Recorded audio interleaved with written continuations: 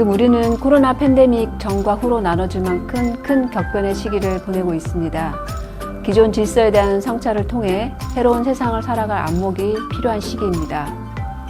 지역 문화를 일구고 그 가치를 높여가는 과정에서도 이런 새로운 안목이 필요합니다.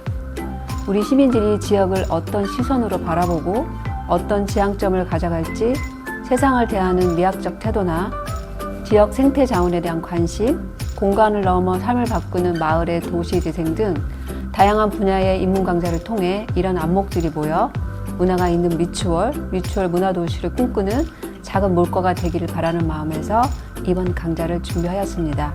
여러분들의 많은 관심과 참여 부탁드리겠습니다. 감사합니다.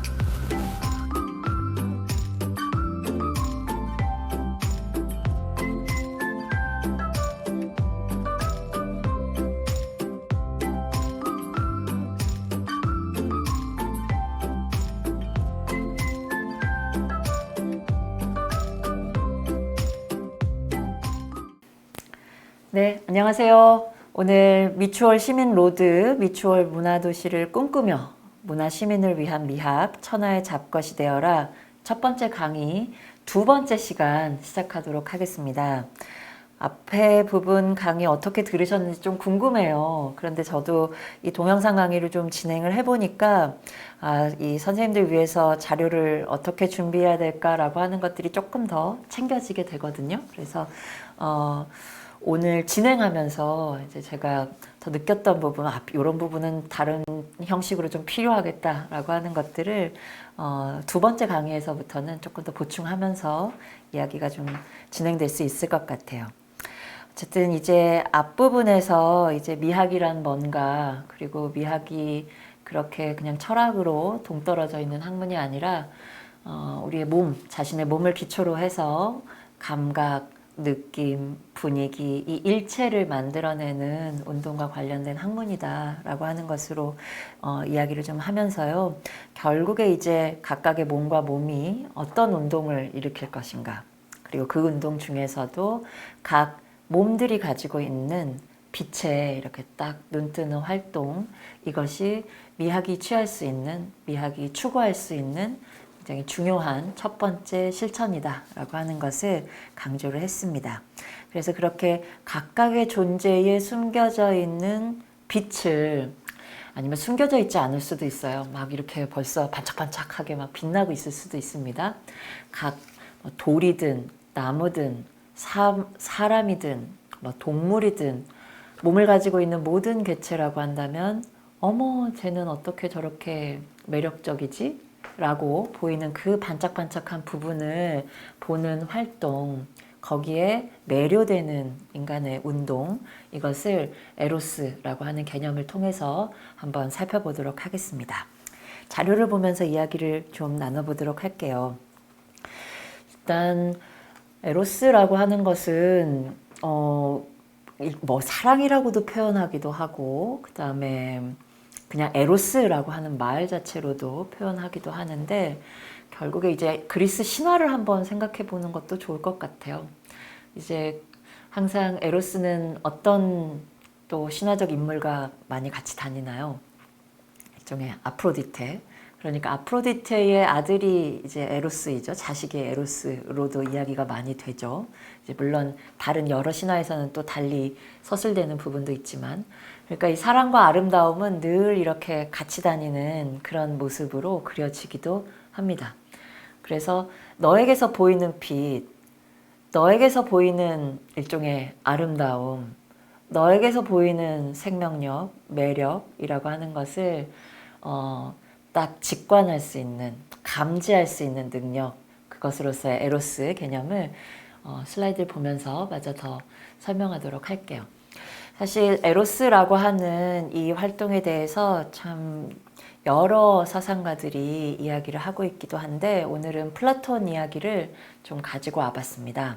어떻게 보면 우리가 존재의 빛에 이렇게 눈을 뜬다거나, 아니면 존재가 가지고 있는 어떤 매력에 매료된다거나 하는 그 내면 상태를 플라톤의 에로스 개념을 통하여서 좀 잘 살펴볼 수 있지 않을까 싶어서 이 자료들을 좀 가지고 와봤는데요. 사실 이제 플라톤 철학은 참 여러 가지 시각에서 이야기가 돼요. 뭐 합리주의 철학도 그렇고, 그 다음에 어떻게 보면 이성, 인간이 가지고 있는 이성 기초로 해서 뭐 기하학이라든가 수학, 그다음에 변증술이라고 하는 그런 소위 이제 합리적이라고 이렇게 이야기할 수 있는 그런 진리 추구의 방법들 플라톤이 분명히 강조를 하고 있고, 뭐가 좀 혼돈적인 그리고 뭔가 좀 사기를 치는 것 같은 이제 이런 화술이라든가 기술은 우리 공동체에서 마땅히 이렇게 추방해야 된다. 뭐 이렇게 강경한 입장을 취하기도 했던 것이 플라톤의 태도, 철학적인 태도이기도 했습니다. 그런데 이제 미학에서 플라톤을 중요하게 생각하는 대목이 있는데, 그렇게 합리적이고 뭔가 이렇게 뭐랄까요, 합리적인 정신을 강조하고 반대로 뭔가 막 속임수를 치려고 한다거나 아니면 뭔가 이렇게 뭐 꾸며서 이야기하려고 한다거나 이런 것들을 좀 거부하는 플라톤임에도 불구하고 합리적이지 않은 영역에서도, 그리고 그런 활동을 통해서도 얼마든지 진리에 도달할 수 있다라고 제시하는 그런 활동이 있는데, 그게 바로 에로스 개념입니다. 그래서 미학에서는 그렇게 뭐 플라톤의 수학을 강조하는, 기하학을 강조하는 이런 태도보다도 에로스를 강조하는 플라톤을 미학에서는 훨씬 더 많이 다루고 이야기를 좀 나누고 있습니다. 그래서 에로스 개념을 서술하고 있는 플라톤의 텍스트들이 많이 있는데요. 이제 뭐 소크라테스 이야기라든가 이제 다른 여러 철학자들의 말을 빌어서 이제 자신의 텍스트로 이렇게 만들고 있기도 한 모습이죠. 그 중에 이제 파이드러스라고 하는 텍스트가 있는데, 이 부분을 보면 에로스에 사로잡힌 자의 상태를 이렇게 쭉 그려보고 있어요. 그 모습을 보면 정말로 어떻게 보면 사랑에 빠졌을 때 우리의 신체적 변화가 어떻게 일어나는가라고 하는 것을 한번 떠올려 볼 수도 있는 그런 모습이 좀 그려집니다. 이제 이런 거예요. 경련이 생기고 땀을 흘리고 열이 납니다. 상사병에 빠졌는지 모르지만, 근데 사랑에 빠져서 어떤 들뜬 상태가 되었을 때 우린 이런 육체적인 그런 체험을 하는 것 같아요. 몸이 좀 떨리고 땀도 좀 나고, 그다음에 뭔가 이렇게 화끈거리는 듯한 그런 느낌이 들죠. 에로스에 사로잡히기 시작을 한 거예요. 그러면 이게 이제 그냥 이 상태로, 육체적 상태로 이렇게 열이 나는 그런 상태로 그치지 않고 내면의 운동을 막 일으킵니다. 그래서 좀 귀여운 운동이 시작돼요. 이게 재밌습니다. 아름다움에서 흘러나오는 것을 눈으로 보게 되면 열이 나게 되고, 그러니까 이게 표현이 이게 재밌긴 한데, 아름다움이 막 저 대상이 너무 아름다워서 막 뭐가 미가 흘러 넘친다라고 하는 거예요. 그리고 그 흘러 넘치는 아름다움을 보고 나는 완전히 사로잡힌 그 상태를 묘사하고 있는 것이죠. 그럼 열이 나고 그렇게 그 빛에 의해서 날개가 가지고 있는 힘이 솟아난다, 이렇게 얘기해요. 이게 약간 뜬금없을 수 있는데 이게 좀 귀엽습니다. 그러니까 사랑에 빠지면 그 대상의 아름다움에 매료되는 것인데, 그 대상이 가지고 있는 아름다움에 매료되기 시작하면 이 등에서 날개가 돋기 시작한다, 이렇게 얘기를 하는 거예요. 그런데 왜 날개가 돋느냐? 플라톤에게서는 이 지상에서 육체를 가지고 있는 삶이라고 하는 것을 그냥 가상, 현상계, 그림자의 세계라고 좀 질을 낮게 봤어요. 그렇다면 더 높은 세계는 어딨냐? 저 온전한 빛의 세계, 이데아의 세계, 진리의 세계, 이렇게 상정을 하고 있거든요. 그러니까 저 높은 진리의 세계로서의 이데아의 세계와 이 낮은 육체가 살아가고 있는 이 현상계가 이렇게 이분법적으로 이렇게 쫙 나누어져 있는 것이죠. 그래서 이 지상에 있는 존재로서는 어떻게든지 간에 저 진리의 세계로 올라가야만 해요. 올라가기 위한 여러 방법이 있습니다. 수학도 가능하고 변증술도 가능하고 기하학도 가능하게 해요. 이거는 플라톤의 합리주의적 철학이 따르는 그런 줄기라고 할 수가 있겠죠. 방법들이라고 할 수 있겠죠. 그런데 역시 또 진리에 오를 수 있는 비합리적인 방법 중 가장 탁월한 것, 그게 바로 에로스이다, 이렇게 얘기를 하거든요. 그래서 사랑에 사로잡히면 인간의 몸에 날개가 돋기 시작하고 인간의 몸, 이건 이제 영혼 개념하고도 조금 가까운데 인간의 몸과 영혼에 날개가 돋기 시작하면 인간은 그 날개를 달고 저 진리의 세계로 올라갈 수 있다. 뭐 요런 이야기예요. 그래서 좀 뜬금없거나 뭔가 신화적인 이야기 같기도 한데 이제 그 상황을 이 파이드러스에서 묘사를 하고 있는 겁니다. 그래서 날개가 돋았어요. 그래서 열이 오르면 아무래도 이제 물렁물렁해지잖아요. 그래서 물렁물렁해지고 거기에서 막혔던 구멍들이 땀 때문에 이렇게 열리고 그 열린 구멍들로 영양분이 들어가서 저 깊은 뿌리에서부터 영혼의 전체 형상으로 이렇게 날개가 돋아나기 시작한다. 이제 이렇게 묘사를 하고 있는 것입니다. 상당히 뭐랄까요, 신화적이고 어떤 면에서 이게 뭐야? 이렇게 너무 과장돼서 표현하는 거 아니냐 이렇게 좀 설명할 수도 있는데 이제 그런 식으로 이제 우리의 영혼이 사랑에 빠지게 되면 달라진다라고 하는 것을 이야기하고 있는 것이죠. 이제 그럼으로써 이제 플라톤이 강조를 하고 있는 건 이제 아까도 말씀드렸듯이 플라톤은 이 영혼의 상승보다 높은 차원으로 올라가는 것이라고 하는 걸 강조를 했다 그랬잖아요. 그래서 가장 낮은 단계의 아름다움과 가장 높은 단계의 아름다움이 이렇게 좀 층위가 지어져 있었습니다. 그래서 가장 낮은 단계, 일종의 이제 지상 차원에서 발견될 수 있는 그런 아름다움, 여기에 그치지 말고 에로스를 계속해서 이렇게 작동시켜서 운동시켜서 보다 높은 차원의 아름다움을 발견할 수 있도록 하라라고 하는 어떤 주문이거든요. 교육적인 어떤 주문이라고도 할 수가 있겠습니다. 그러니까 그 흐름을 보면 사실은 감각적이고 그다음에 겉으로 드러난 아름다움에 너무 목매지 마라 이런 겁니다. 그리고 그런 겉으로 드러나지는 않은 그의 행위라든가 아니면 지성 그리고 그 존재 자체가 가지고 있는 이데아로서의 미, 요걸 보려고 노력해라. 이제 이렇게 주문을 하고 있는 것이죠. 그래서 어떤 면에서는 좀 고리타분한 면도 있어요. 그리고 실제로 이제 이 플라톤으로서도 이 육체적 아름다움에 빠지는 육체적 에로스와 그런 가시적인 아름다움에 이렇게 뭐랄까요 영향받지 않는 이성적 에로스, 이거는 지적인 아름다움을 볼 수 있는 그런 능력이라고도 할 수 있어요. 그래서 육체적 에로스와 이성적 에로스를 이렇게 나누면서 보다 높은 단계의 활동은 고차적인 단계의 활동은 이성적 에로스이다라고 해서 정신지적으로 모든 존재 안에 숨겨져 있는 그 매력, 모든 존재 안에 그를 그답게 만들어주는 그 이데아, 요걸 발견하도록 하라. 이제 이렇게 얘기를 하고 있는 것입니다. 어떤 면에서는 너무 뻔한 이야기 같기도 하고, 그리고 이제 익히 들어서 아 그래 외적인 아름다움에 빠지지 말고 그 존재 자체가 가지고 있는 그 모습을 보도록 하라라고 하는 그런 주문이라서 어떻게 보면 그냥 상식적인 차원에서 이야기하는 것일 수도 있는데 사실 이 부분은 좀 두고두고 좀 사유해 볼 만한 그런 대목이기도 해요. 자기 자신을 놓고 봤을 때 나는 나에게서 어떤 빛을 보는가?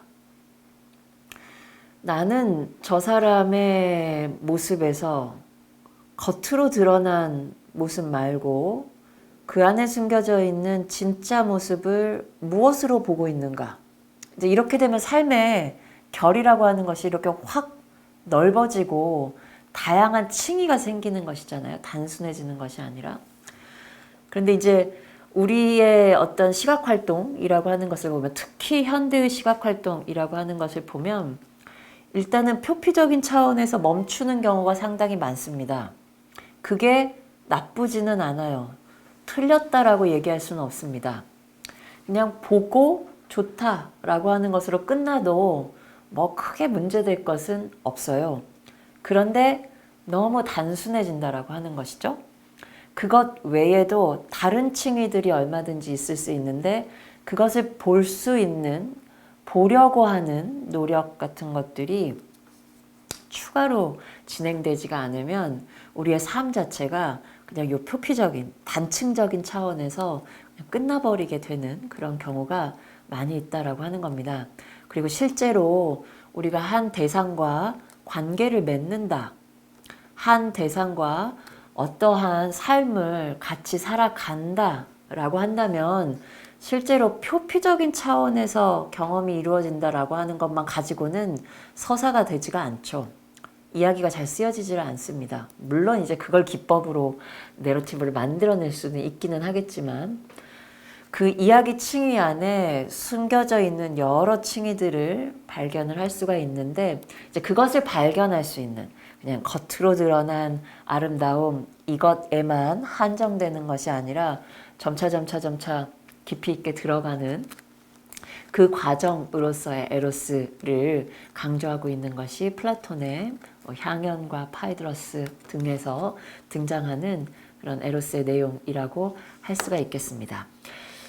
잘 보면 이게 이제 플라톤의 세계관을 좀 이해하고 넘어갈 필요가 있을 텐데요. 이제 에로스에 빠지게 된다라고 하는 건 그냥 겉으로 드러난 아름다움에 매료되는 것으로 끝나는 게 아니라 이제 점차 이제 그의 본질, 근데 뭐 강아지만 하더라도 그냥 강아지의 겉모습에 이렇게 매료되는 것이 아니라 그와 관계를 맺는다, 삶을 살아간다 라고 하는 것을 보면 그 강아지의 내면 세계와 뭔가 통하는 게 있는 그런 것을 경험한다라고 하는 것이잖아요. 이제 그만큼 이제 가시성을 얼마만큼 더 밀어붙이는가, 그 속으로 얼마만큼 더 침투해 들어가는가라고 하는 것으로 이제 결정이 날 텐데, 이제 실질적으로 플라톤이 어떠한 세계관을 가지고 있었나라고 하는 걸 정리를 해보면 그의 에로스 개념도 훨씬 더 잘 이해가 될 수 있을 것 같아요.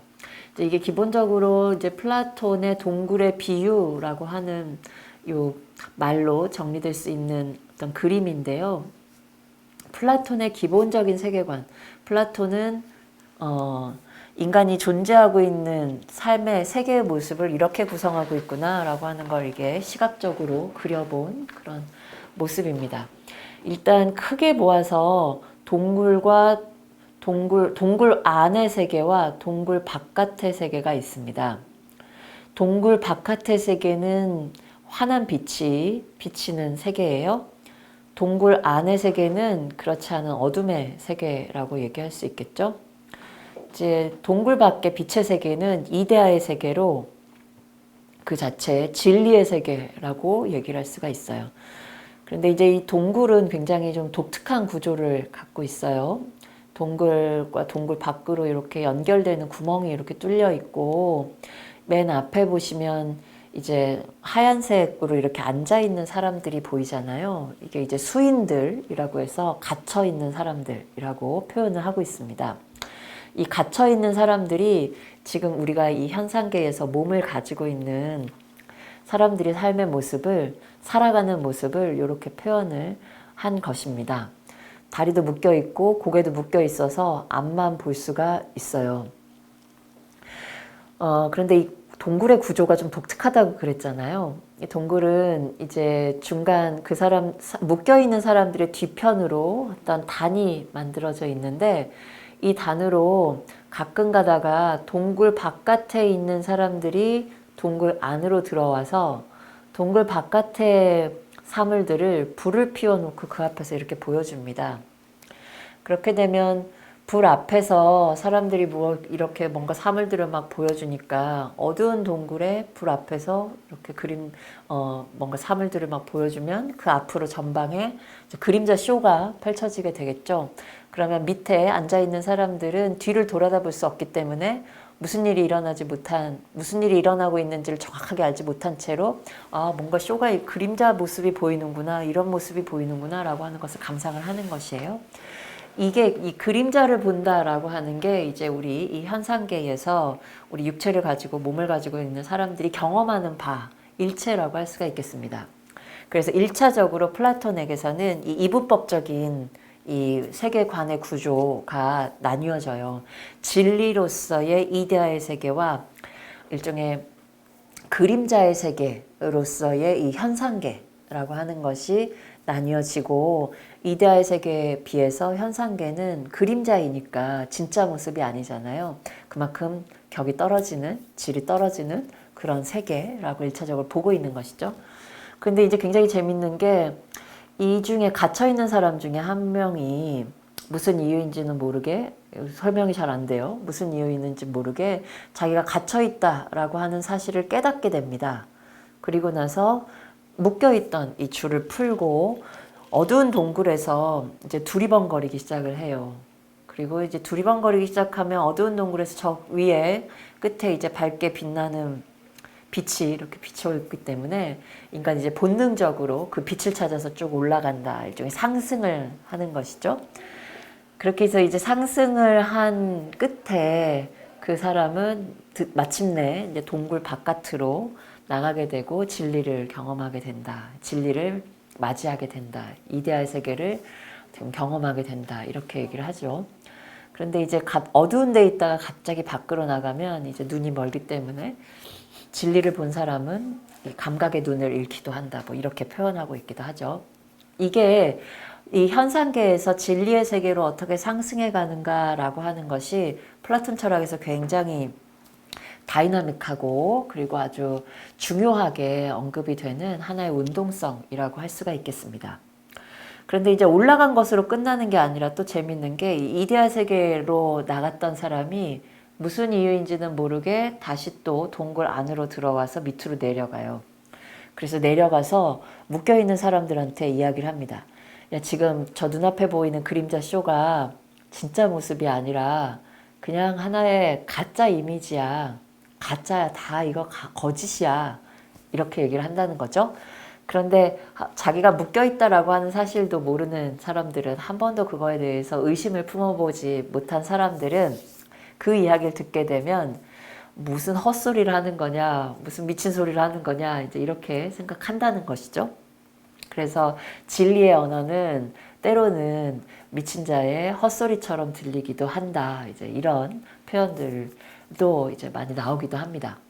이제 이런 식으로 묶여 있었던 자가 자신의 묶여 있구나라고 하는 이 자각을 통하여서 진리의 세계로 상승하고 그렇게 상승하였던 그래 상승하여서 경험한 진리의 세계를 이제 맛본 자가 다시 하강하여서 이 현상계의 진리의 내용을 이렇게 전달하는, 퍼뜨리는 이 과정이 일종의 플라톤 철학에서 굉장히 이 상승과 하강이라고 하는 이 운동성으로 이제 다이나믹하게 좀 서술이 되고 있습니다. 그래서 무엇보다도 플라톤으로서는 영혼의 상승을 통하여서 이제 진리의 모습을 보는 것도 중요하고 그 본 진리의 모습을 그냥 혼자 자신의 경험으로만 그냥 혼자 경험하고 끝나는 게 아니라 어떻게든 다시 내려와서 그 진리의 언어를 전달하는 것, 퍼뜨리는 것, 이것이 정말로 중요하다라고 하는 것을 강조를 하고 있는 모습이에요.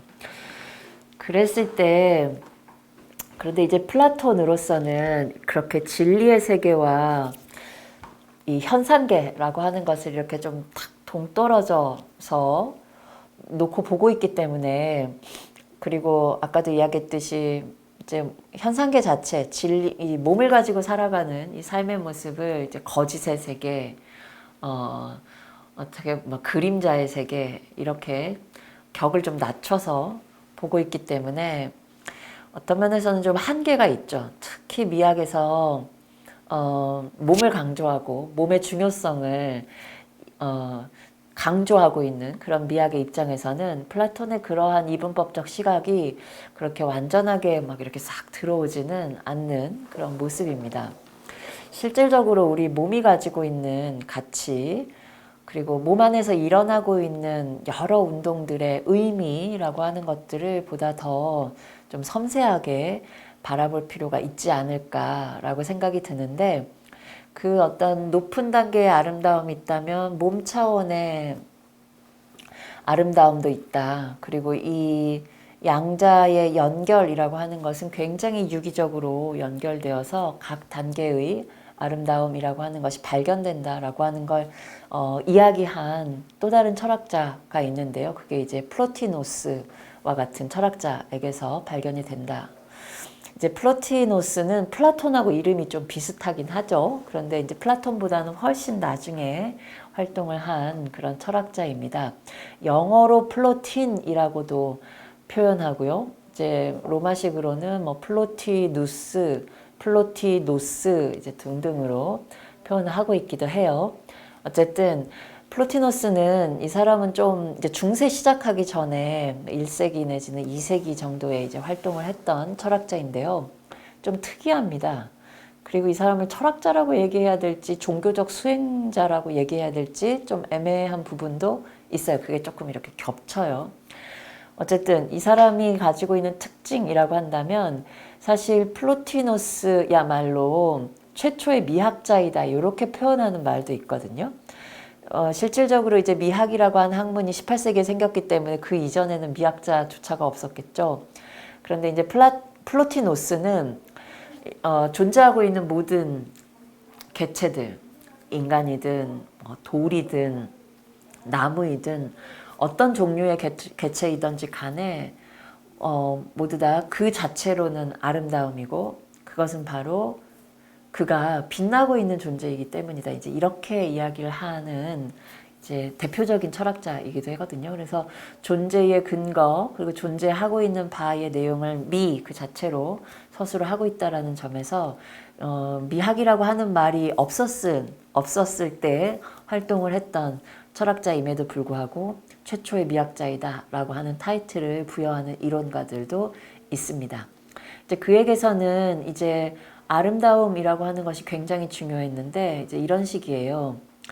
이제 그로서는 이제 플라톤 철학을 조금 보충하는 측면이 있어요. 그러니까 플라톤으로서는 이데아의 세계와 현상계라고 하는 것을 이분법적으로 이렇게 딱 떼어놓고 양자 간에 어떻게 연결되는가라고 하는 것을 이야기하지는 못했거든요.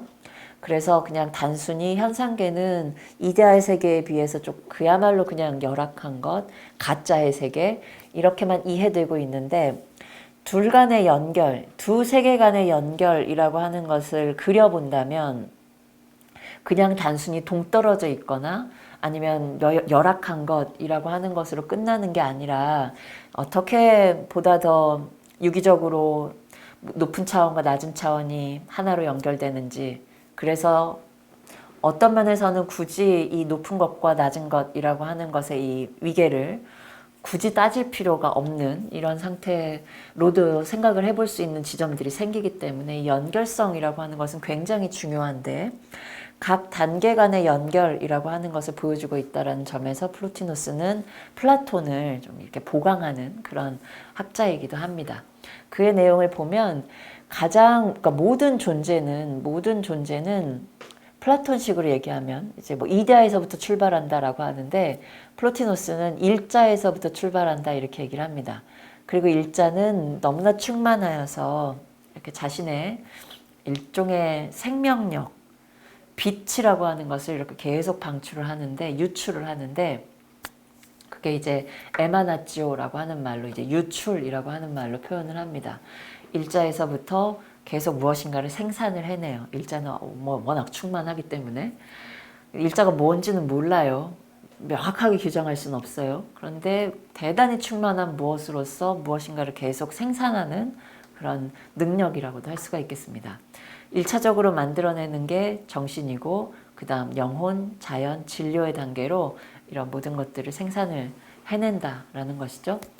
그리고 각 단계들은 플로티노스에게서는 이게 다 아름다움과 연결이 되어 있거든요. 그러니까 일자로서의 아름다움, 정신으로서의 아름다움, 영혼으로서의 아름다움, 자연 진료로서의 아름다움이 각각의 아름다움이 존재한다라고 하는 것이죠.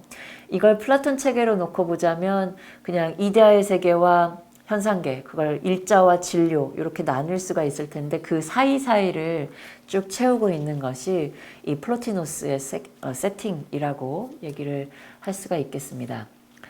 그래서 이제 플로티노스로서는 진료적 단계의 아름다움, 가장 낮은 단계의 아름다움을 보는 게 그렇게 나쁜 것만은 아니다. 왜냐하면 일자에서부터 진료에까지 다 이 각각의 단계들은 연결되어 있고 위에서부터 아래로 이렇게 유출되어 나온 것이기 때문에 진료적 단계의 아름다움을 잘 발판으로 삼아서 그것이 어디서부터 왔는가라고 하는 그 윗단계를 이렇게 잘 추적해 나가기 시작하면 모든 존재의 근원이라고 얘기할 수 있는 일자에 도달할 수 있다. 이제 이렇게 얘기를 하거든요. 그리고 일자를 발견하게 되면 아, 너의 본 모습이 이것이구나. 너를 살게 하는 힘이 바로 요 지점이구나 라고 하는 것을 인지를 하게 되고 이제 그 힘으로 이제 생명력을 얻는다 이렇게 얘기를 풀어가고 있어요. 그래서 낮은 단계의 진료적 아름다움도 함부로 대할 수 없는 것이죠. 겉으로 드러난 아름다움 이것을 발판으로 삼아서 원래 어떤 모습을 지니고 있었는가라고 하는 그 진면목을 바라볼 수 있는 흔적들을 이렇게 하나하나 이렇게 더듬어 가면서 추적해 갈 수 있는 것이기 때문에 이걸 그냥 낮은 단계의 아름다움이라고 해서 하찮게 여기지 않는다라고 하는 것이죠. 어쨌든 아름다움에 매료된다라고 하는 것, 그리고 그 아름다움에 매료되는 그 상태로서의 에로스 개념, 사랑에 계속해서 빠지는 이 단계, 그 끝에 이르게 되면 이제 모든 존재를 그 존재로 존재케 하는 그 생명력이라고 하는 것을 경험할 수 있을 것이다. 어떻게 보면 에로스의 끝에서 우리가 경험할 수 있는 모습은 이제 그런 그 존재의 본질적인 모습과 이제 하나가 되는 이제 그런 모습이다라고 정리를 할 수가 있겠습니다. 그래서 사실 이제 에로스를 뭘로 정의할 건가 얘기를 할 수가 있을 텐데요. 이거는 어떻게 보면 앞에서 이야기했던 미학의 취지하고도 다시 연결되어서 이야기될 수 있는 부분이라고도 생각을 해요. 에로스는 이게 단순히 대상에 대해서 알고 있는 아니면 이해하는 그런 활동하고는 조금 다른 층위를 형성하는 다른 모습의 활동이 아닌가 싶어요. 물론 대상과 가까이 하면서 그리고 그와 삶을 같이 살아가면서 그에 대해서 이해하고 알아가고 하는 활동 대단히 중요한데 그런 이해와 알아가는 활동 이면에 끊임없이 그 대상에 대해서 마음을 열어가는 일정 정도의 실천, 내가 그에게 열리는 과정이라고 하는 게 어떻게 보면 에로스의 참된 의미이지 않을까 싶거든요. 조금 추상적으로 들릴 수가 있는데요. 이걸 좀 실질적으로 이야기할 수 있는 영화를 한 편 같이 나눠보면 어떨까 싶습니다. 이게 이제 일 포스티노라고 하는 영화인데요. 우리나라에서도 개봉이 됐고 지금도 찾아서 이렇게 감상할 수 있는 그런 영화입니다. 그런데 이제 90년대 중반, 94년도 영화이거든요. 그래서 조금 오래된 감이 있는데 에로스라고 하는 것은, 사랑이라고 하는 것은 그냥 단순히 어떤 지적인 그런 활동이 아니라 철저하게 자신을 열어가는 활동이구나. 철저하게 자신을 다른 존재에게 내어주는 활동이구나. 라고 하는 것을 경험할 수 있는, 그리고 그 과정을 이렇게 보여주는 굉장히 아름다운 영화라고 할 수가 있습니다. 이 영화는 이제 네루다라고 하는 이제 실존 시인이죠. 실존 인물, 시인과 마리오라고 하는 우편 배달부 사이에서의 우정과 그 삶을 보여주는 그런 영화예요. 이제 마리오는 사실 자기 자신에 대한 이해, 그러니까 자기 자신이 누구인가라고 하는 것에 대한 이해가 그렇게 많은 사람은 아니었어요. 처음에 지식도 좀 부족하고요. 그러니까 배움도 부족하고 자기인식도 좀 부족한 상태의 그런 사람이었습니다. 그런데 이제 네루다라고 하는 시인을 만나면서 이제 자기 자신에 대해서도 깨닫고, 그리고 나 아닌 다른 존재와 내가 관계를 맺고 있구나 라고 하는 이 사실도 인지하고, 그리고 궁극적으로는 이건 나 혼자의 삶이 아니라 이 같이 살아가는 보다 더 넓은 차원의 삶이 있구나라고 하는 것을 이렇게 경험해가는 일종의 플라톤식으로 이야기하면 영혼의 상승이라고도 얘기할 수 있겠죠. 그런 에로스의 과정을 이 영화 전체에서 이렇게 좀 경험할 수 있는, 이렇게 쭉 이어서 따라가 볼 수 있는 그런 영화라고 할 수가 있겠습니다. 그랬을 때 마리오가 무엇을 통해서 그렇게 자신의 내면을 열어갈 수 있었는가라고 한다면 영화에서는 그게 마리오가 시에 눈뜨기 시작하면서 한마디로 예술이라고 하는, 아니면 아름다움 그 자체라고도 얘기할 수 있겠죠. 예술과 아름다움 계속 연결되니까 아름다움과 시, 예술에 눈뜨기 시작하면서 일종의 좁은 단계의 어떤 자기 내면 상태에서 점차 나뿐만이 아니라 나와 너 그리고 우리라고 하는 차원으로 이렇게 좀 확장되어가는 그러한 내면의 모습을 이 일 포스티노라고 하는 영화에서 좀 볼 수가 있어요. 그래서 에로스 개념이라고 하는 걸 이제 실질적으로 이제 뭐 정의하려고 한다면 이제 플라톤 철학이든 아니면 여러 철학자들의 말을 통해서 규정을 할 수 있겠지만 보다 더 실질적으로 이걸 가지고 에로스라고 표현할 수 있겠구나라고 하는 그 흐름을, 그 개념의 내용을 직접적으로 좀 파악하고자 한다면 이 영화를 한번 직접 보셔도 크게 도움이 될 거라고 생각을 합니다. 에로스는 끝없는 내어줌이라고도 생각해요. 끝없는 열림. 실질적으로 플라톤에게서도 이제 그런 끝없는 내어줌, 끝없는 열림으로서의 에로스의 운동을 그의 플라톤 신화에서도 어느 정도 이해할 수가 있어요. 그러니까 플라톤 신화에서는 에로스가 어디서 생겨나는가라고 하면 이 가난과 부유, 그러니까 가난한 어머니와 부유한 아버지 사이에서 태어났다 이렇게 얘기를 하거든요. 아주 극단적인 운동 두 가지 사이에서 에로스가 태어난 것이죠. 그래서 에로스로서는 항상 이 갈급함이 있습니다. 항상 비어있는 상태가 있어요. 온전히 충족되지 않는 상태라는 거죠. 그런데 온전히 충족되지 않는다라고 하는 이 상태를 어떻게 이해할 것인가 라고 하면 이건 끊임없이 늘 열려있는 상태가 있다라고 하는 것으로 이해할 수도 있다라고 하는 거죠. 완전히 충족되어 버리면 닫히는 거죠. 끝입니다. 그런데 에로스는 늘 열려있는 상태가 유지가 된다라고 하는 거예요. 늘 비어있는 상태. 아직도 내어줄 빈 공간이 있는 상태. 이러한 상태로 에로스를 이해해 볼 수 있다라고 하는 거죠. 바로 그렇게 완전히 채워지지 않고 늘 열망에 쌓여있는 상태로 끊임없이 상대에게 내어줄 이 빈 공간을 이렇게 가지고 있는 그런 상태의 어떤 영혼의 모습을 이 일 포스티노라고 하는 영화에서도 좀 감상을 할 수 있을 것 같아요. 이건 아까 이제 네루다 시인이 쓴 시 한 편이기도 한데요. 여기서도 이제 에로스의 한 형태를 좀 발견할 수가 있습니다. 이 시는 네루다가 쓴 시이기도 하고 앞에 일 포스티노 이 영화의 엔딩 장면에서 또 쭉 영화가 끝나면서 소개되는 그런 시이기도 합니다. 이 네루다의 이 시에서, 이 시라고 하는 이 시에서 나타난 이 시인의 정서 내지는 시인의 내적 상태가 에로스에 빠져있는 상태하고도 동일하다 이렇게 얘기를 할 수가 있거든요. 잘 보시면 시가 어디서 왔는지 나는 잘 모른다. 겨울에서 왔을 수도 있고 말도 아니고 침묵도 아니고 그렇지만 어디서부턴가 날 부르고 있었다. 이게 어떻게 보면 사랑에 빠지는 상태, 처음에 사랑에 빠지는 그 상태하고도 이제 유사해 보이는 그런 모습이라고도 할 수가 있죠. 마치 시인이 영감에 빠졌을 때와도 같이 사랑에 빠지게 되면 이제 완전히 내면이 달라지게 되는 모습입니다. 자기 자신이 아니게 되는 것이죠.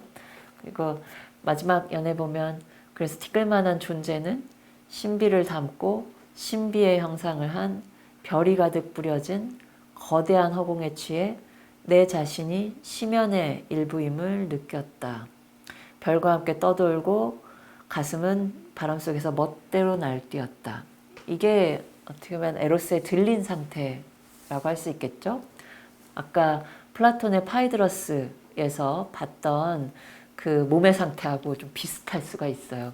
이렇게 되면 이게 이제 다른 차원으로 넘어갈 수 있는, 그리고 일반적인 그 정신 상태하고는 조금 다른 새로운 무엇인가를 창조해낼 수 있는 그 내면 상태, 내면 운동으로 전환된다라고 하는 것을 좀 보여주는 것이죠.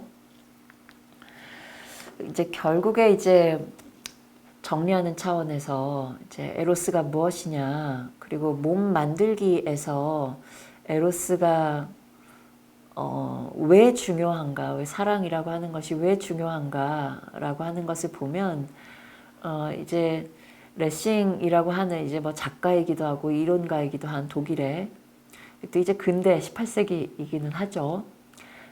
레싱이 했던 이 말을 보면 에로스를 통해서 몸을 만든다라고 하는 것의 한 형태를 좀 바라볼 수 있는, 정리해 볼 수 있는 것 같아요.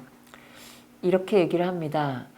인간을 가치 있게 만드는 것은 그것을 소유함으로써 인간이 완전하게 된다는 그런 진리가 아니라 그러한 진리의 뒷면에 도달하기 위해 쏟는 정직한 노력이다. 이거거든요. 근데 이거 어떤 소유하고 이건 반대예요. 소유하지 않으려고 하는 그런 노력, 요거거든요. 실제로 사랑에 빠진다라고 하는 것은 이제 끊임없는 동경이고 끊임없는 추구인데, 이게 하나의 소유라고 하는 것으로 그냥 그쳐버리면, 그냥 충족되는 상태, 내가 가지고 있는 상태, 이것으로 끝나버리면, 그건 이제 실질적으로는 이제 에로스 활동이라고 하는 것은 이제 그치게 되는 것이죠. 그냥 멈추는 것이에요. 에로스는 그야말로 운동성 그 자체로 계속해서 내어주는 활동입니다. 빈 공간을 계속해서 갖고 있어요. 그래서 이건 빈 공간이 있는 한 이거 멈추질 않습니다. 계속해서 추동력을 만들어내는 힘이에요. 그래서 이제 그 부분, 완전히 채워지는 부분, 그래서 그렇게 소유함으로써 운동성이 멈추는 부분, 이 부분을 경계하자라고 하는 그런 레싱의 언급이고요. 그렇게 소유함으로써 완전히 충족되지 않고 빈 공간이 남게 되면 거기에서 삶의 참된 모습이 그려질 수 있다라고 하는 이야기를 하고 있습니다. 그랬을 때 이제 실제로 자기 자신을 사랑한다라고 하는 것도, 자기 자신을 사랑한다라고 하는 것도 나는 이런 존재야, 나는 이렇게 살아야 해, 이게 이제 어떻게 보면 관념으로 자기 자신의 모습을 채우는 것이거든요. 이렇게 되면 사실은 자기 자신을 사랑하는 활동이라고 하기는 좀 어렵습니다. 이게 자기 자신에게도 이제 내어주는 이런 활동이 필요한데, 이제 보다 더 뭐 아주 그냥 현실적으로 이야기하면 실제로 나 자신을 어떻게 대해야 될 것인가, 나 자신을 어떻게, 이제 쉽게 얘기해서 우리 에로스의 표현을 하자면 어떻게 이제 사랑할 것인가, 자기 자신을 사랑한다라고 하는 것이 뭔가 라고 하는 질문을 던져본다면, 1차적으로 사랑은 관념이라고 하는 것으로, 하나의 이름이든 생각이든 이런 것으로 자기 자신을 소유하는 일하고는 좀 다릅니다. 이 말이 좀 추상적일 수 있는데요. 나의 이름은 이것이야, 나는 이런 존재야, 이게 다 이제 관념이죠. 이런 관념으로 나 자신을 점유해버리면, 그렇게 규정해버리면 다른 가능성이 생겨나지를 않습니다. 그런데 사실 이건 굉장히 좀 편리하기는 해요. 일상에서 이렇게 살아갈 때, 직업에서든 아니면 사람들과 관계를 맺을 때에서든, 일을 할 때든, 뭐 교우 관계를 맺을 때든 편리하긴 합니다. 왜냐하면 이게 안정감을 주거든요. 한마디로 너 누구니? 라고 하면 이름 얘기하면 가장 쉽잖아요. 근데 사실 이해되는 바는 없지만 이름 얘기하면 왠지 그냥 안정감을 느낍니다. 뭐 하니? 라고 하면 직업을 얘기하면 정확하게 무슨 그 직업을 통해서 어떤 삶을 사는지는 모르지만 그래도 그 일을 하겠거니라고 인지가 돼요. 그리고 이제 그런 인식 상태에서 그런 정도의 어떤 관념 속에서 우리의 삶이 진행이 되고 있는 것이죠. 그런데 이제 그것만 가지고는 한계가 있다라고 하는 것이에요. 자신의 진짜 모습, 내가 원래 어떤 존재인가라고 하는 것을 묻기 시작하면 이제 조금 이것만으로는 다 해결이 되지 않는구나. 이름으로는 다 충족되지 않는구나 라고 하는 부분이 보인다라고 하는 것이죠. 그렇기 위해서는 이제 거기에서 그런 한계를 넘어서기 위해서는 단순히 나 자신에 대해서 생각한다거나 나 자신의 이름을 자꾸 만들어내려고 한다거나 내 자신의 역할을 계속 만들어내서 그걸 나에게 강요하는 이런 방식으로는 불가능하고 오히려 나 자신에게 빈 공간을 내어주는 일이 필요해요. 이제 이게 사랑하는 일인데 그렇게 내어주다 보면 그 사랑한다라고 하는 것은 그야말로 나에게서 빛을 바라보는 것이기 때문에 빛을 발견하는 일이기 때문에 그 빛을 발견해내는 그 과정 통해서 내가 원래 어떤 존재이구나 라고 하는 것을 확인하게 된다라고 하는 거죠. 그리고 바로 그러한 자기의 내어줌, 그 빛을 발견하는 일, 여기에서부터 자아 확장감을 경험하게 되는 것이고 아까 이야기했듯이 첫 번째 시간에 이야기했듯이 이 자아 확장감이라고 하는 것은 그야말로 기쁨이라서 내 안에서 너무나 많은 관념들, 너무나 많은 역할들, 그 너무나 많은 이름들 이런 것을 만들어내기보다는 오히려 반대로 빈 공간을 좀 열어주는 겁니다. 이름을 그냥 빼는 거예요. 관념들에서부터 좀 벗어나는 겁니다. 오히려 그렇게 하다 보면 내 안에 자리 잡고 있는 빛이 더 많이 보일 것이고 그렇게 보이는 빛을 더 예민하게 바라보면 바라볼수록 그 일 자체가 나 자신을 사랑하는 일에 다름 아니다. 그렇게 되면 그거 이제 어떻게 보면 기쁨에 넘치는 그런 삶이기 때문에 1차적으로 미학적 몸을 만든다라고 하는 일에 1차적으로 해야 되는 일은 그렇게 관념으로부터 좀 벗어나서 생각으로부터 좀 벗어나서 내 안에 일어나고 있는 그 빛의 운동, 그 빛에 예민하게 이렇게 반응하는 그런 운동, 이것을 먼저 좀 일으켜 보는 것이 좋지 않겠는가. 그게 일종의 사랑에 들뜬 이제 그런 상태로 만들어가는 것이 아니겠는가. 이렇게 얘기를 좀 정리를 해볼 수가 있겠습니다. 네, 그래서 오늘 첫 번째 강의 삶을 위한 미학, 몸 만들기 그리고 생의 에너지로서의 에로스라고 하는 개념을 좀 정리를 좀 해봤는데요. 그래서 마지막에 이제 그러면 결국에 이제 에로스에 빠져서 산다는, 그리고 에로스에 빠진 상태의 몸 만들기라고 하는 게 뭐냐라고 했을 때 1차적으로 좀 제안을 드리고 싶은 건 아까 이제 막춤이라고도 얘기를 했는데 내 안에서의 리듬을 어떻게 만들어낼 것인가의 문제라고도 할 수가 있어요. 새로운 리듬을 내 안에서 만들어내게 되면 그게 주변 사물에게 분명히 영향을 미치고 그 주변 사물에게 미치는 그 영향력이 그 리듬의 모습이 경쾌하면 경쾌한 리듬으로 전달이 됩니다. 불쾌하면 불쾌한 리듬으로 전달이 돼요. 아주 쉬운 거죠.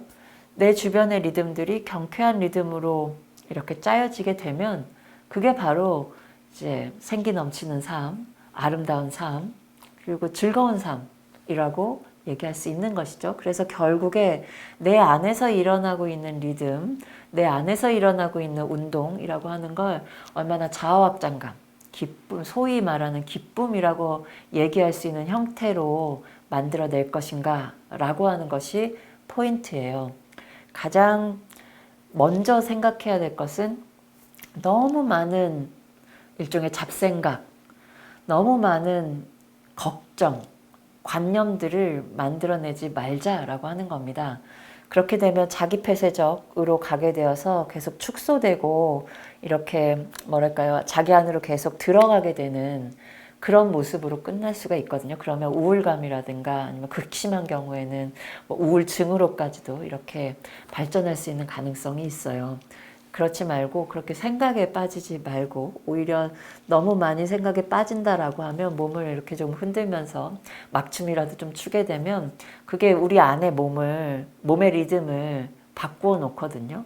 그렇게 바꾸어지게 되면 주변의 사물들에게까지도 영향을 주어서 내 안에서 경쾌한 리듬이 일어나면 주변에까지도 경쾌한 리듬으로 환경을 만들어낼 수가 있기 때문에 그렇게 어떤 미학적 삶이라고 하는 것이 만들어질 수 있고 시작될 수 있다. 그러니까 너무 많은 어떤 관념들, 생각들이라고 하는 것이 떠오르면 그 순간 잠시 멈추어서 내 몸 안의 리듬을 한 번 더 이렇게 새롭게 한번 만들어 보는 이런 시도를 한번 해보시면 이 생을 위한 미학 몸 만들기 생의 에너지로서의 에로스라고 하는 요 운동이 그래도 조금은 더 생생하게 만들어질 수 있는 그런 결과가 그런 결과를 같이 경험할 수 있을 거라고 생각을 합니다.